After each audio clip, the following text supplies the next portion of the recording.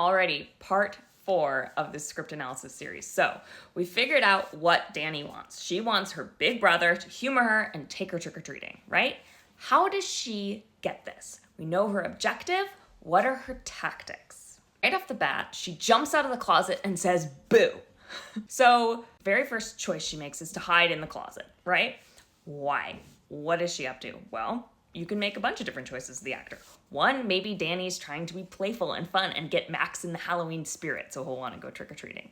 Maybe she knows that if she hides, he hates that and he'll get really annoyed and then he'll be on edge, and maybe she wants to push his buttons so he's more reactive and in a worse mood so that it'll be easier to win her parents over to her side. Maybe it's the most dramatic way she can think of to embarrass him and put him on the spot so he knows she overheard what he was just doing, the embarrassing thing with his crush's picture.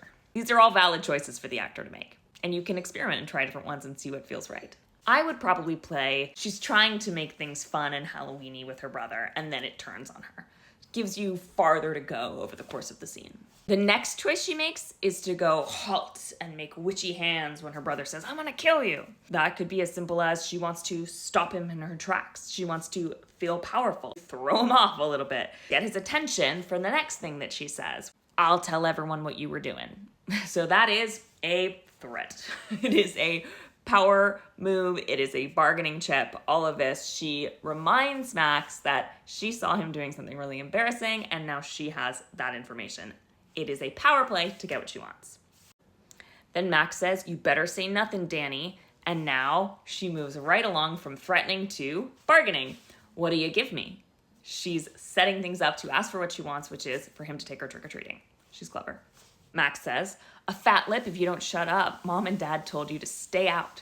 So bargaining's not working. She's gonna try something new. First of all, she's gonna correct him. Nuh-uh, only till you adjusted to your new environment because moving in high school is traumatic on a teenage boy. That's what Mom said, so let's go.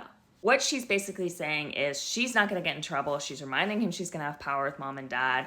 She's maybe also a little bit teasing him or trying to make him feel embarrassed again. Maybe she's showing she's not intimidated by her parents. There's a lot of different choices the actor could make. What is she doing? How is this line helping her get him to take her trick-or-treating? It's dismissing his complaint and then bringing up again, let's go.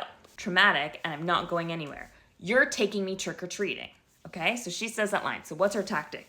It could be beg. It could be assert. Remind him, make it try to sound like a done deal. Try to get him excited. There's so many different choices the actor could make. I think probably the most obvious choice is she is reasserting it like it's not up for debate. You are taking me trick-or-treating. But maybe it could also be try to get him excited again. It could be threaten, whine, beg, annoy him into capitulating and just giving in and giving you what you want because you're taking me trick-or-treating. Annoy him until he gives you what you want. These are all options. The same kind of like, back and forth continues. You can make different choices in there, or it can be more just sort of battle of wills. And then Dani pulls out an argument. Mom and Dad said you have to. So she's bringing in backup. She's reminding him of Mom and Dad. Again, it's a little bit of a threat, but it's also moving the responsibility off herself. This was someone else making you have to do this. It's a different tactic. And then it's just overwhelm. You're taking me, Max. That could be put him in his place. That could be overpowered, overwhelm, dominate, plead, so many different things. And then she makes a very interesting choice of running out of the room all upset and calling Mom and Dad, right? That is a totally new tactic.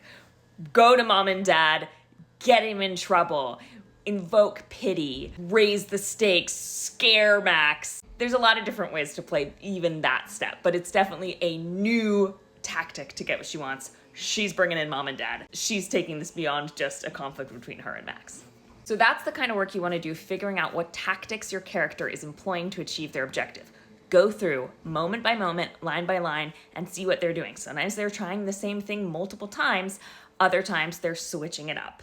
But you want to figure out what are they doing to their scene partner to get what they want.